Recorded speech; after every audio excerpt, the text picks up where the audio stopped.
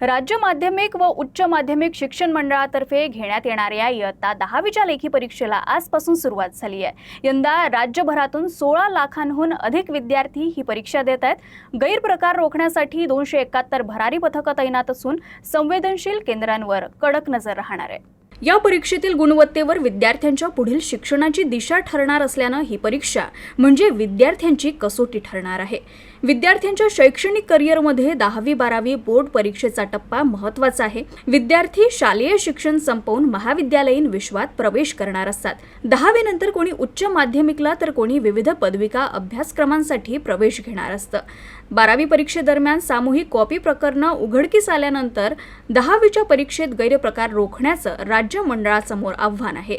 त्यामुळे यंदा 5111 केंद्रांवर परीक्षा होणार आहे। परीक्षेसाठी 271 भरारी पथकं नियुक्त करण्यात आलेली आहेत।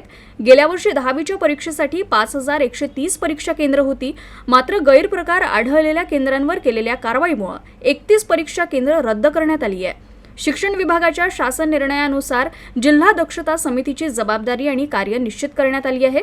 त्यानुसार परीक्षा केंद्रांच्या 500 मीटर परिसरातील छायाप्रती काढून देणारी म्हणजेच झेरॉक्सची दुकानं बंद ठेवणं, संबंधित परीक्षा केंद्रांच्या परिसरात प्रतिबंधात्मक उपाययोजना लागू करणं अशा विविध उपाययोजना करण्यात आलेल्या आहेत।